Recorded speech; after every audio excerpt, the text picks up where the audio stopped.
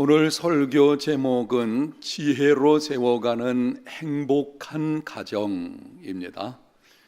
옆 사람을 이렇게 한번 격려하는 시간을 갖겠습니다. 지혜로운 사람이 되시기를 바랍니다. 신앙심이 깊은 한 어머니에게 아들이 있었습니다. 이 아들이 자라가지고 군에 입대하게 되었을 때 첫날 밤 어머니가 아들을 불러서 이렇게 말을 했습니다. 얘야, 군대는 위험한 곳이란다. 한 번 기도하고 입대하여라. 아들이 군 생활을 무사히 잘 마치고 제대를 한 후 이번에는 먼 나라로 항해를 하게 되었습니다. 떠나기 전날 밤 어머니가 아들을 불러서 이렇게 말을 했습니다. 얘야, 항해하는 것은 군대 가는 것보다 더 위험한 것이니 2번 기도하고 출발하여라. 아들이 먼 나라의 항해를 잘 마치고 돌아왔습니다. 이번에는 결혼을 하게 되었습니다. 결혼식 전날 밤에 어머니가 아들을 불러서 이렇게 말을 했습니다. 얘야, 결혼은 군 생활보다 항해하는 것보다 더 위험한 것이란다. 3번 기도하고 결혼하거라. 여러분, 결혼은 위험한 것입니다. 결혼은 장미꽃 뿌려놓은 탄탄대로를 걷는 것이 아닙니다. 가끔 교제하는 남녀들 가운데 남자들이 종종 이렇게 말을 하죠. 이제부터는 당신을 내가 꽃길만 걷게 만들어 주겠다. 믿지 마십시오. 결혼 생활은 꽃길만 있는 것이 결코 아닙니다. 결혼 생활에는 여러 가지 위험 요소들이 도사리고 있습니다. 시댁과의 문제, 친정의 문제, 자녀 문제, 경제적인 문제, 성격 차이의 문제, 사별의 문제. 그래서 이렇게 말씀을 드릴 것입니다. 가정의 행복은 온갖 시험들을 극복하는 중에 얻는 것입니다. 결혼 생활은 여러 가지 많은 시험거리들이 찾아오게끔 되어져 있기 때문에 그게 현실이거든요. 그래서 결혼 생활의 행복은 만사가 잘 되는 형통함으로 찾아오는 것이 아니고 온갖 시험들을 극복하는 중에 얻게 되는 것입니다. 어떻게 하면 가정에 찾아오는 온갖 시험들을 극복할 수가 있겠습니까? 지혜가 있어야 합니다. 오늘 본문이 기록된 야고보서는 당시 예루살렘 교회 지도자인 야고보가 흩어져 있는 성도들에게 보내는 편지입니다. 본문 1절을 보겠습니다. 하나님과 주 예수 그리스도의 종 야고보는 흩어져 있는 12지파에게 문안하노라. 흩어져 있는 12지파, 비유적인 표현입니다. 팔레스타인 지역 밖에 살고 있는 자들이라는 뜻이기도 하지만 이 말은 그리스도인이 누구인지를 보여주는 것입니다. 그리스도인이 누구입니까? 세상에 흩어져 있는 자들입니다. 세상으로부터 부름받은 하나님의 백성들이며 동시에 세상으로 보냄을 받은 흩어져 있는 자들, 바로 그들이 예수 믿는 저와 여러분 그리스도인들입니다. 하나님 아버지께서 독생자를 세상에 보내신 것처럼 예수 그리스도께서는 우리를, 하나님의 자녀된 그리스도인 우리를 세상으로 보내셨습니다. 모든 그리스도인은 세상 속으로 나가야 합니다. 세상 속의 그리스도인이 되어야지 교회를 피난처로만 생각하지 마십시오. 교회 생활하는 것은 힘을 얻어서 세상 속에서 세상을 변화시키는 자로 살기 위한 것입니다. 이렇게 죄로 어두워진 세상에 흩어져 살다 보면 여러 가지 시험들이 찾아오게 되고 영적 전쟁이 일어나게 됩니다. 하나님 없는 가치관과 싸워야 합니다. 어둠의 영들과 싸워야 합니다. 육체의 소욕을 따르는 자신과 싸워야 합니다. 온갖 부조리와 불법과 싸워야 합니다. 때로는 나의 의지와는 상관없이 기막힌 시험이 찾아오고 그것을 붙들고 씨름을 해야 합니다. 그래서 야고보는 시험을 이기는 삶이 되려면 어떻게 해야 하는지를 오늘 본문에서 두 가지로 말씀을 합니다. 먼저 2절부터 4절까지는 시험의 유익이 무엇인지를 언급합니다. 내 형제들아, 너희가 여러 가지 시험을 당하거든 온전히 기쁘게 여기라. 이는 너희 믿음의 시련이 인내를 만들어내는 줄 알미라. 인내를 온전히 이루라. 이는 너희로 온전하고 구비하여 조금도 부족함이 없게 하려 함이라. 믿음의 시련은 인내를 만들어내고 인내를 온전히 이루면 온전하고 구비하여 조금도 부족함이 없는 성숙한 신앙과 인격의 사람이 되어집니다.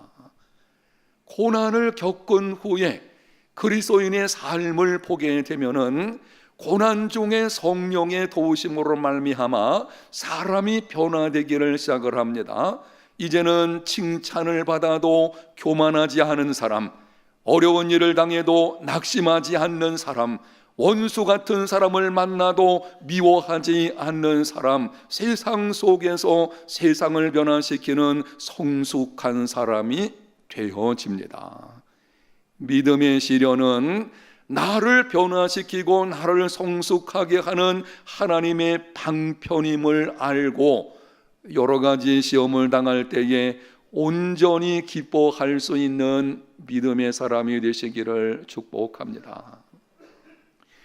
그런데 문제는 이런 시험들이 찾아왔을 때에 어떻게 온전히 기뻐할 수 있겠나? 그래서 야고보는 두 번째로 5절에 이렇게 기록을 합니다. 너희 중에 누구든지 지혜가 부족하거든 모든 사람에게 후히 주시고 꾸짖지 아니하시는 하나님께 구하라. 그리하면 주시리라.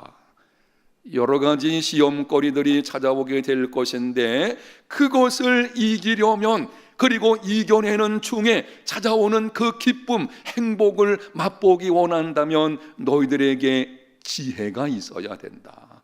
그러니 너희들은 하나님께 지혜를 구하라고 하는 것입니다.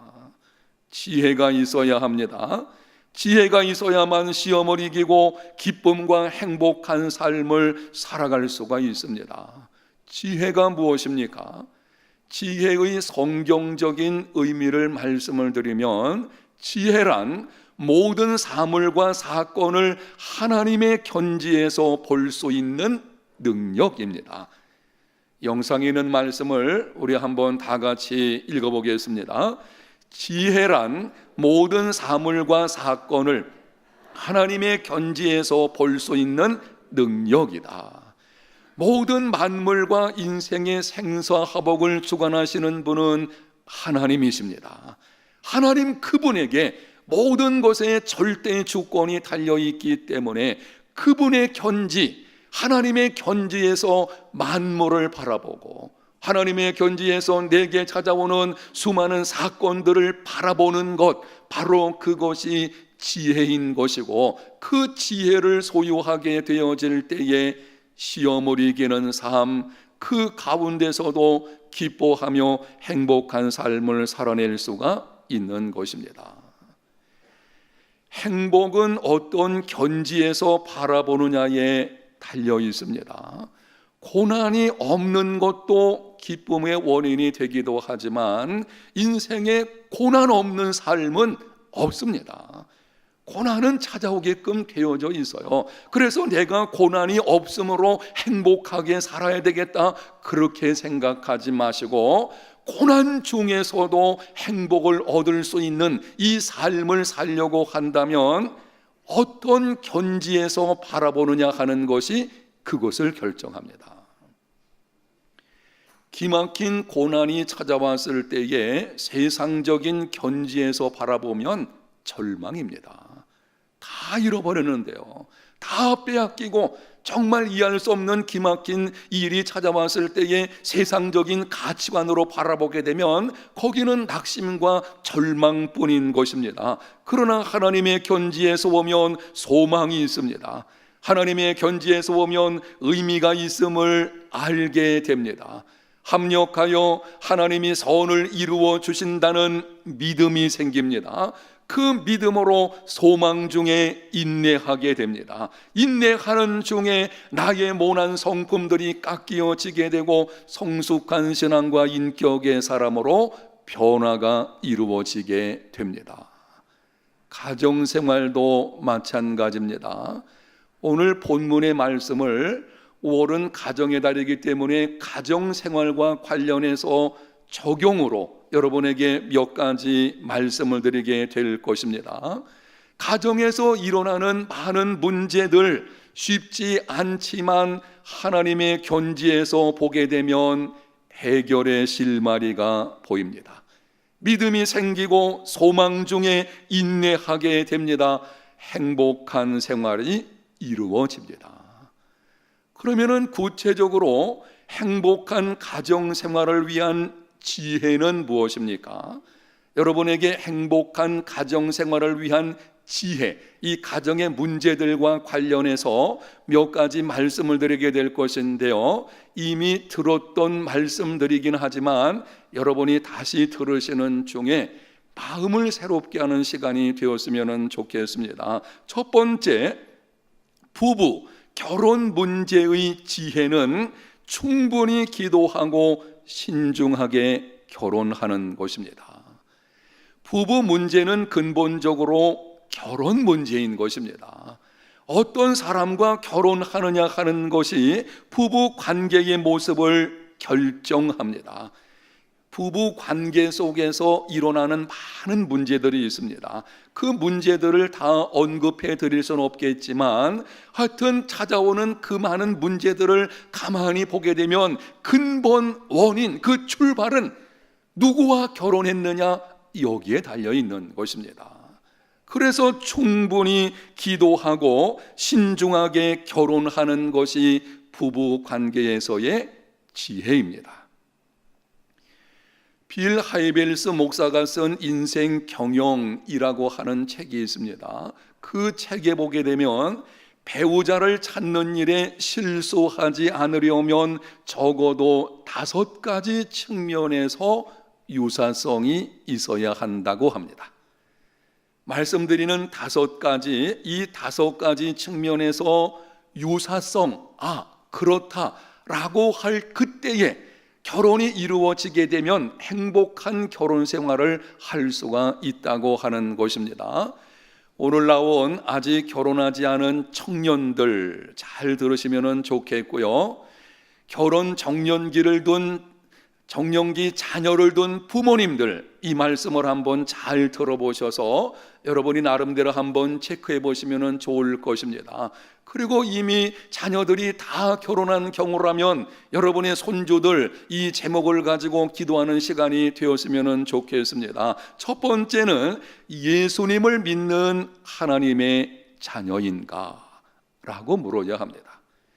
예수 믿는 사람은 예수 믿는 사람과 결혼해야 합니다. 성경이 분명하게 말씀을 합니다. 믿지 않는 자와 멍해를 같이 하지 말라. 간혹 이렇게 말하는 사람들이 있습니다. 믿지 않는 사람과 결혼해 가지고 전도하면 되지 않겠습니까? 그럴 수 있습니다.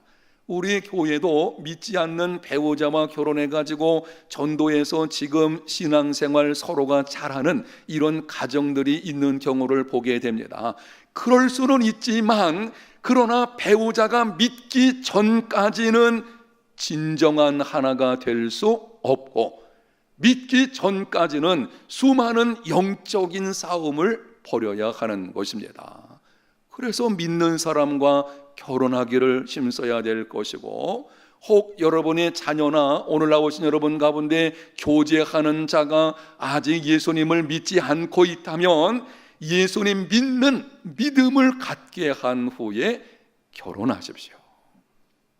두 번째는 성실하고 정직한 성품을 가진 사람인가를 물어야 합니다. 결혼 생활의 기초는 신뢰입니다. 부부간에 신뢰하지 못하면 행복한 결혼 생활을 이룰 수가 없습니다. 신뢰의 수준은 성품이 결정합니다. 부부간에 서로 신뢰하는 마음이 있어야 되는데요, 이 신뢰감은 다른 데서 오는 것이 아니고 성품이 결정하는 것입니다. 그 성품의 수준이 신뢰의 수준을 결정짓게 합니다. 그러므로 성품의 문제를 외적인 조건들과 타협하지 말아야 합니다.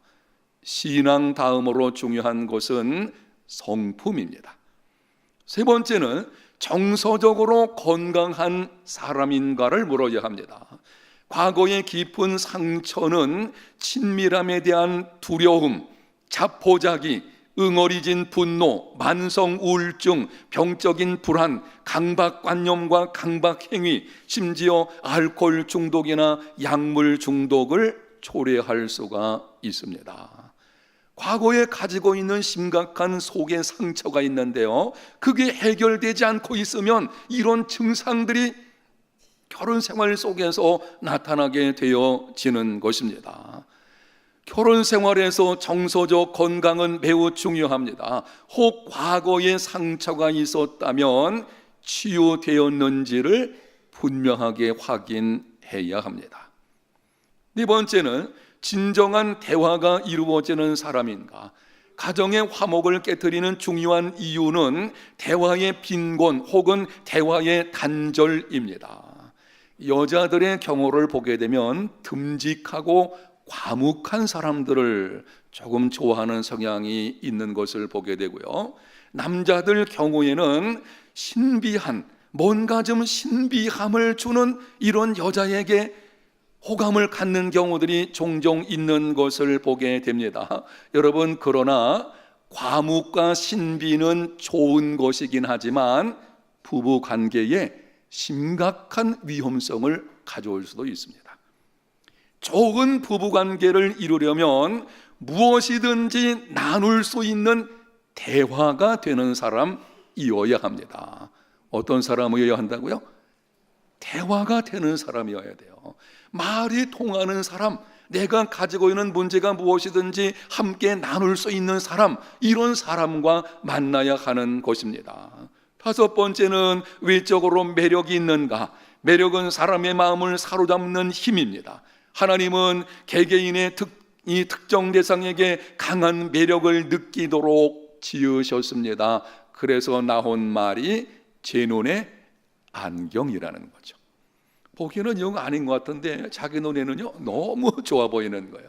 이게 하나님이 개개인 속에 매력을 느끼는 것에 대한 감을 다르게 주신 것을 보게 됩니다. 중요한 것은 결혼 생활에서 매력이라는 것입니다. 세상적인 조건이 좋다고 매력을 느끼지 않으면서도 결혼하게 되면 평안할 때에는 그럭저럭 살게 되지만 어려움이 찾아오게 되면 후회하게 되는 것입니다.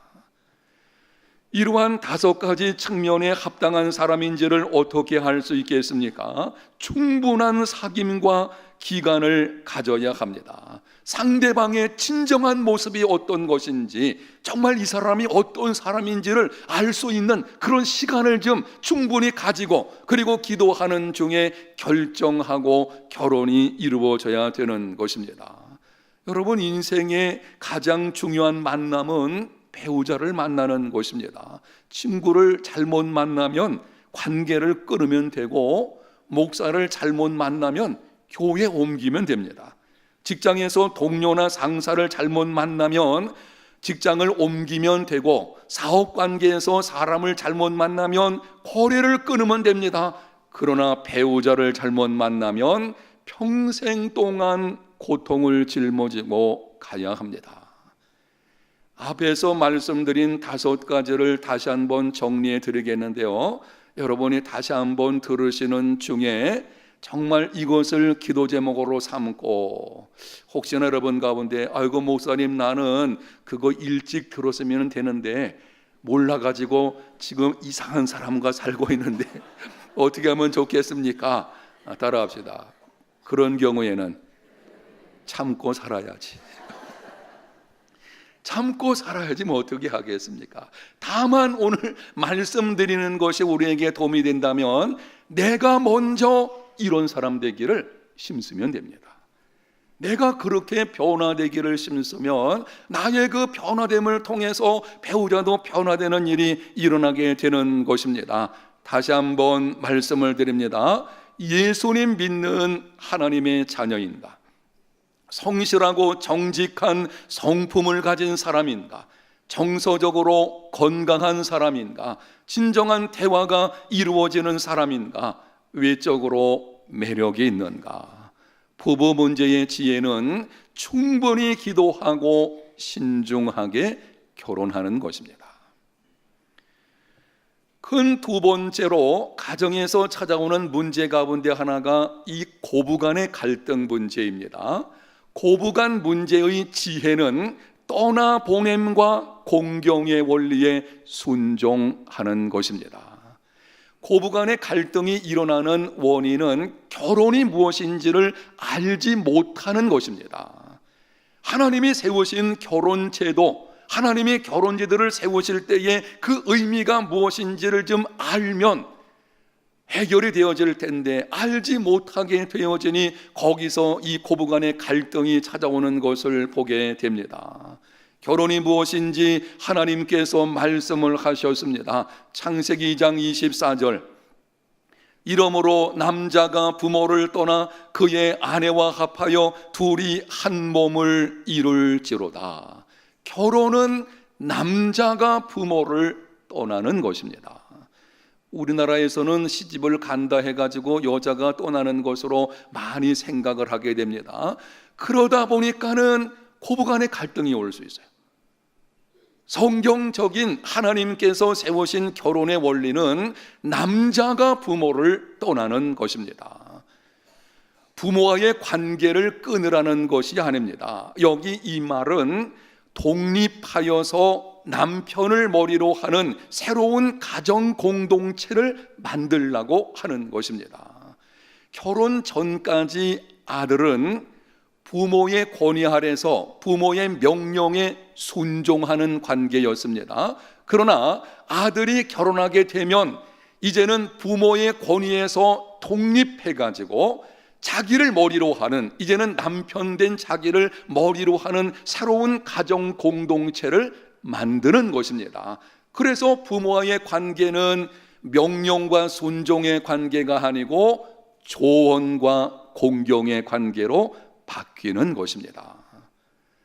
부모의 입장에서는 자녀를 떠나보내야 합니다. 일단 자녀가 결혼하면 외아들이고 3대 독자고 아니 5대 독자라고 할지라도 떠나보내야 합니다. 함께 살 수도 있지요. 함께 사는 것은 아주 권장을 할 만한 것이고 칭찬할 만한 것입니다.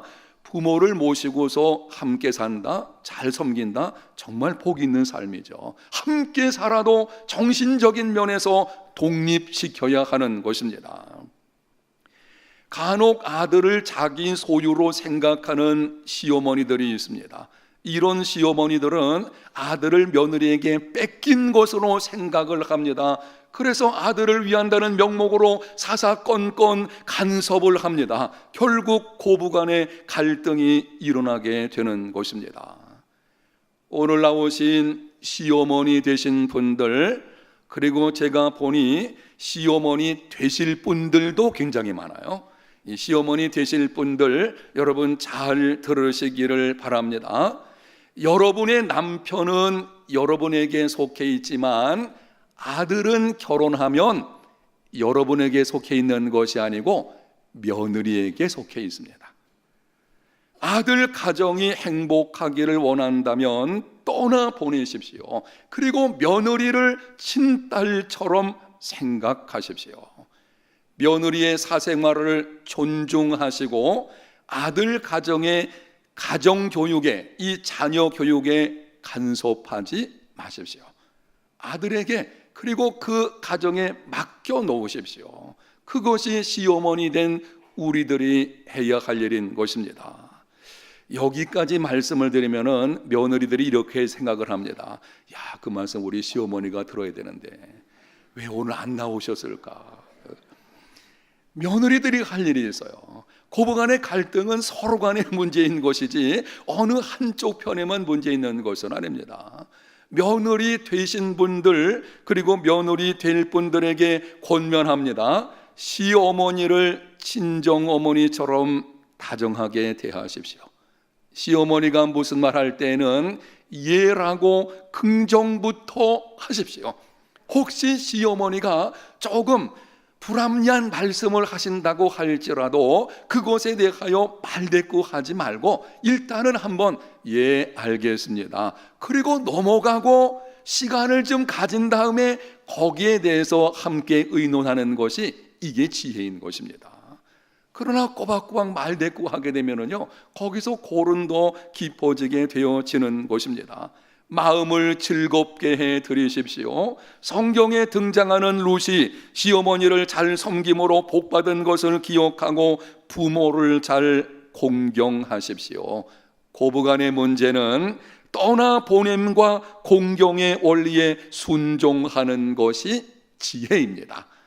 이 두 마디는 중요하기 때문에 한번 따라갑시다. 떠나 보냄, 공경, 여기에 순종해야 돼요. 부모 입장에서는 떠나 보내십시오. 자녀 입장에서는 공경하십시오. 이것이 성경에 말씀하는 것이고 하나님의 견지에서 우리에게 보여주는 지혜인 것입니다. 그럴 때 행복한 가정이 이루어지게 될 것입니다. 세 번째 한 가지도, 자녀 교육의 문제의 지혜는 마땅히 행할 길을 아이에게 가르치는 것입니다. 오늘날 부모들의 가장 큰 관심사는 자녀 교육이죠. 특히 우리나라 부모들 같은 경우에는 자녀 교육에 대한 열풍이 얼마나 강한지, 사교육이 아마 세상에 이런 나라가 없지 않을까 싶은 생각이 드는데요. 하여튼 자녀를 교육시키겠다면 자기 몸을 희생하면서까지 하는 것이 부모들의 입장인 것이고, 심지어는 이민까지 가는 경우도 있습니다. 어찌하든지 자녀를 잘 키워보겠다는 것은 좋은 일입니다. 정말 내 자녀를 잘 키워보겠다, 그게 부모의 소원이고 참 좋은 일이죠. 정말 잘 키워야 될 것입니다. 그런데 중요한 것은 이 말씀을 주목해서 들으시기를 바랍니다. 열심으로 자녀 교육하는 것은 중요하지만 지혜가 있어야 됩니다. 뭐가 있어야 된다고요? 지혜가 있어야 돼요. 열심히 여러분들이 자녀 양육 안 한 거 아니잖아요. 그런데 왜 우리 자녀들이 그렇게 방황하고 어디로 갈지를 모르고 이리저리 왔다 갔다 하는 것입니까? 지혜가 있어야 할 것입니다.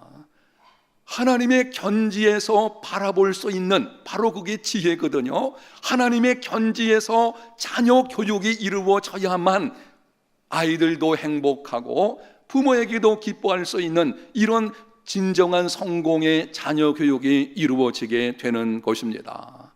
하나님의 견지에서 하는 자녀 교육, 그것이 무엇입니까? 잠언 22장 6절, 마땅히 행할 길을 아이에게 가르치라. 그리하면 늙어도 그것을 떠나지 아니하리라. 마땅히 행할 길을 아이들에게 가르쳐야 합니다. 여기 마땅히 행한다라고 하는 말의 의미는 이것도 한번 따라하겠습니다. 자기 길에 맞게. 마땅히 행할 길이라는 것은 부모가 생각하는 성공의 가치관이 아니에요.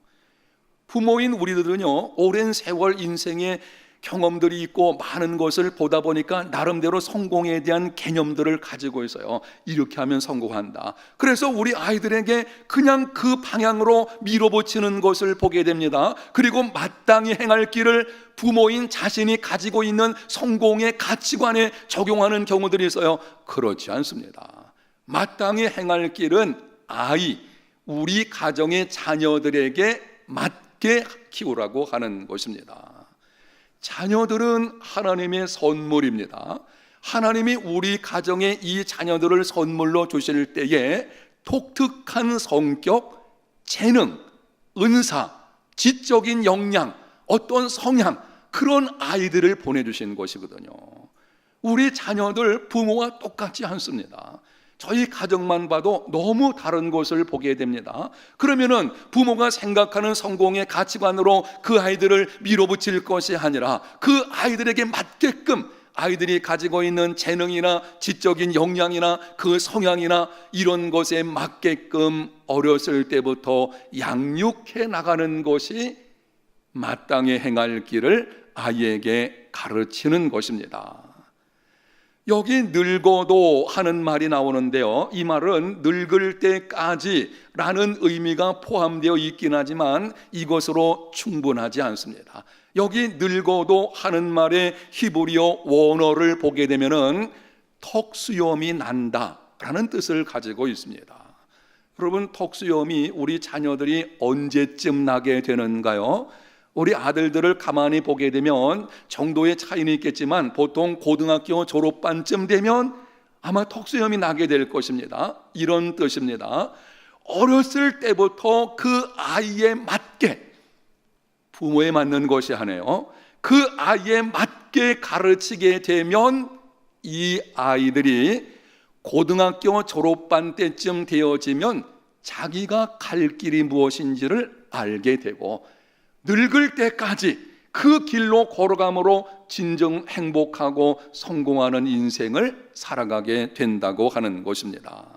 자녀 문제에 대한 지혜는 마땅히 행할 길을 아이에게 가르치는 것입니다. 아주 요즘 상황을 보게 되면 이런 문제에서 잘 안 맞는 경우들이 많이 있어요.